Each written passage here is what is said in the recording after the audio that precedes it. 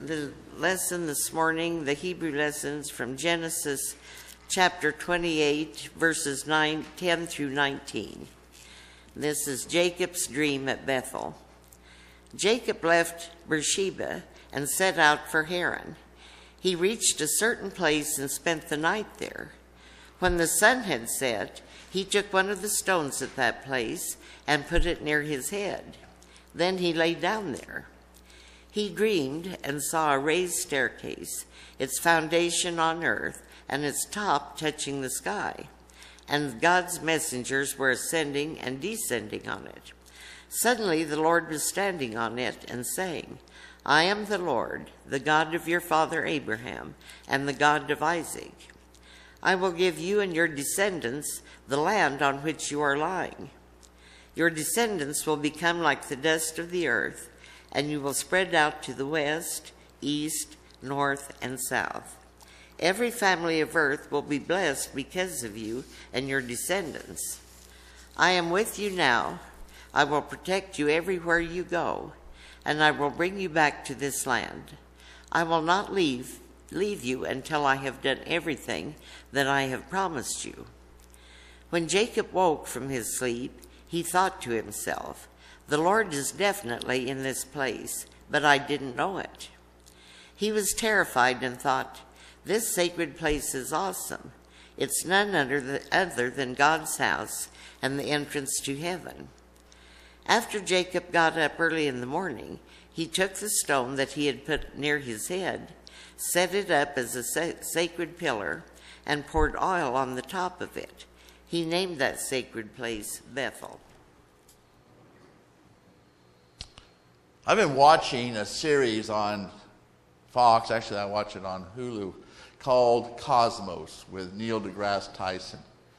And it's opening my eyes, helping me understand how physicists and astrophysicists and others in the scientific area are understanding how the world works. And he did a series of ideas that kind of blew me away.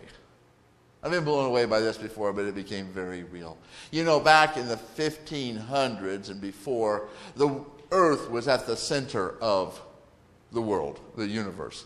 The sun revolved around the Earth. Everything revolved around the Earth. Then we discovered, with Copernicus, figured out that no, the sun's at the center of the solar system. We revolve around the sun, but at least the sun is at the center of the galaxy. No, we're at the edge of the galaxy, way far from the center. Well, at least our galaxy's in the center of the universe. No, it's not. Well, at least we have the one universe. Well, maybe there are other universes. It's like Luke Skywalker said in Star Wars, I don't know where the center of the galaxy is, but I know that I'm as far from it as you can get. I am nothing. I am a speck on a speck in the midst of specks. In billions of specks that are nothing because there are a billion specks. And I am nothing. Now, where is the hope in that? I mean, it's great to realize that we are not at the center of the world. I think it's an important lesson. We start to learn that sometime around about the time we get married. We discover we're not the center of the world. Somebody else is. We start off liking that idea, then we, becomes a bit of a hassle. But where is the hope for just little beings in the midst of huge vastness? Well, I turn to the Bible. And I'm sorry, the Genesis 1 story is from a different day and age and has a whole different vision of how the world works. It's still flat earth, really. So I turn to the New Testament and I see Jesus coming down from heaven. Which way is that in Australia? Doesn't quite work. At least literally, it definitely doesn't work. Or he goes up to heaven. Which way is up?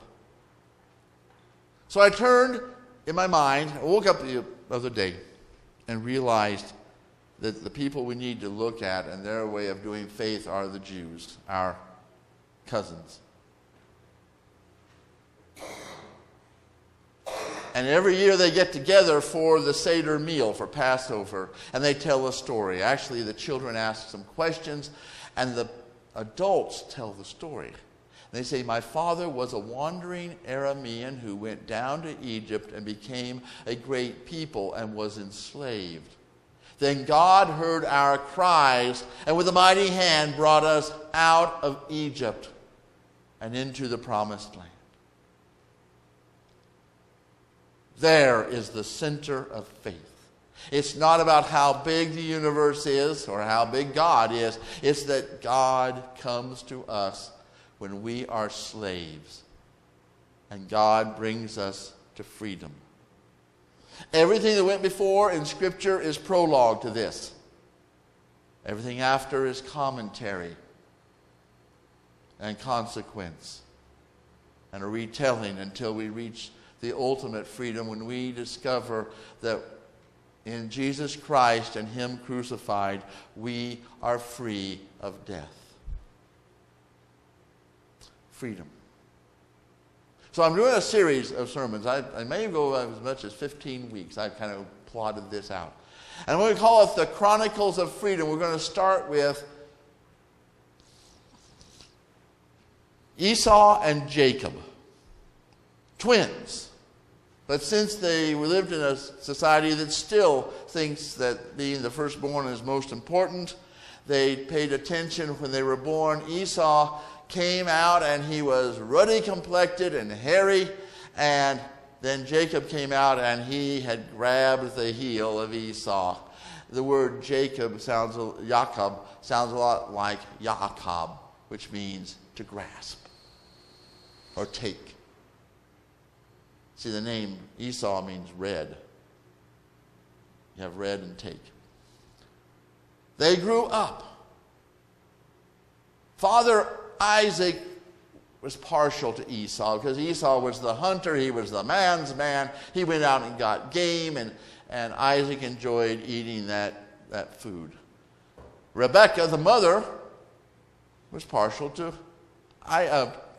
Jacob because he stayed around the tents. He kind of stayed home. He was more of a student than a hunter. And Jacob and his mother knew that Esau was going to get the family fortune. That's how it worked. Oldest son. Well, one day, Esau came in after hunting, and he's tired, and he's sweaty, and he's hungry, and he says, "Give me some of that chili." Well, red stuff. It's red, you see. And Jacob says, "What are you going to give me? Give me your birthright. Give me the rights you have as the oldest son."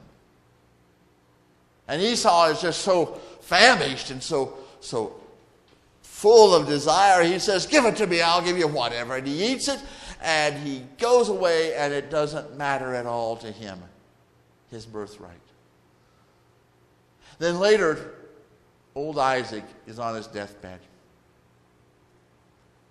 And he says to Esau, "I want you to go out and hunt some game, bring it back. You cook it up with the spices the way I like it, and I'll eat that with you, and then I will give you my blessing." Well, Jacob heard that, and he went to his mom. His mom says, "I know what we'll do. Get me a couple of goats. We'll kill the goats. We will cook up goat with the spices that Isaac likes. And you will go in and you will say you are Esau and get that." "But I'm not Esau. My skin is smooth." And she said, "Well, take the goat skin, put it on your arms and around your neck. Put on Esau's clothing. And take this in to your father." He takes it into his father. Poor old blind Isaac, he couldn't see. He thought the voice was a little high, but he could smell the clothing. It smelled like Esau. He felt the wrists and the arms, and it was all hairy. And he ate, and then he gave the family blessing to, he thought, Esau. It went to Jacob.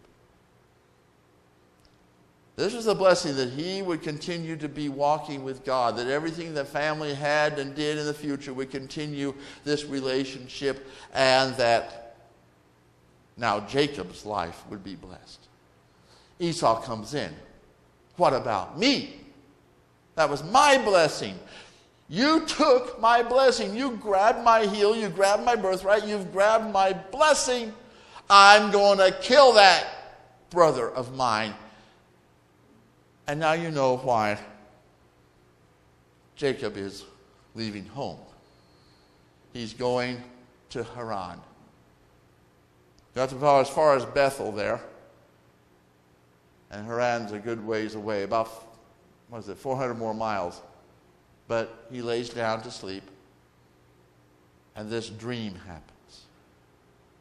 And he sees a stairway to heaven with angels walking up and down it, and then he sees God. First thing is that in the midst of all of this drama going on in his family's life, mother and father and brother and him, and who's going to get the leadership, who's going to get the blessing, Jacob and the family had completely forgotten something more important. The earth is connected to heaven. Now this ladder, this stairway is a symbol, it's a metaphor, but it is anchored to the earth, and it rises all the way to the sky and touches heaven. And we are connected to the heavenly realm. We are connected to something far more than this material universe that Neil deGrasse Tyson tells us so much about. It is much more than that. The second thing is it mentions, and it says it this way, the angels, the messengers, the messages to and from God ascend and descend. It mentions ascending first. I think that's important. We tend to think of everything top down. God is almighty, and God gives all the rules, and God has a plan, and everything is top down.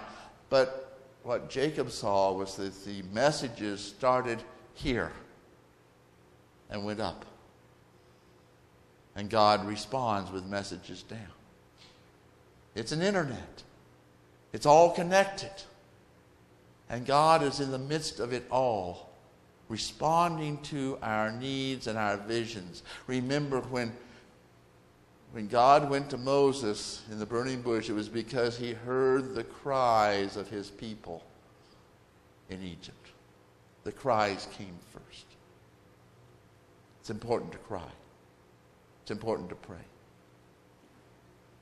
And the third thing is that God appears, either on the stairway or right next to Jacob. The variations in the way of translating it. And God tells Jacob something that he and his family and you and me have all forgotten. God is with us. We are not alone.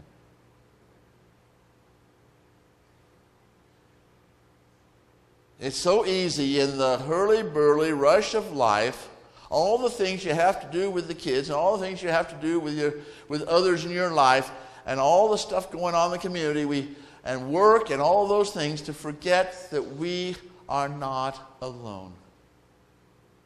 We forget that. And God comes and gives the ultimate blessing to Jacob. I will be with you always. Wherever you go, I will be there. See, it doesn't matter how small I am or you are, how tiny our world is, how insignificant our sun is, how ordinary our galaxy is in the midst of billions more. God is with us. And God will remain with us. Even if we don't know it, God is there. Some people seem to think God is outside the universe. I agree, God is outside the universe. But that puts him billions and billions, or 14 billion light years away. Unbelievable. But this universe is only right now. So God is outside of our universe. God is just ahead of us in the universe. 3/16 of an inch into the future. And God is offering each and every one of us, and Jacob along with us, his presence and a choice for the best possible future every step of the way. This became Jacob's travel challenge, and it's our travel challenge as we move on our way toward freedom.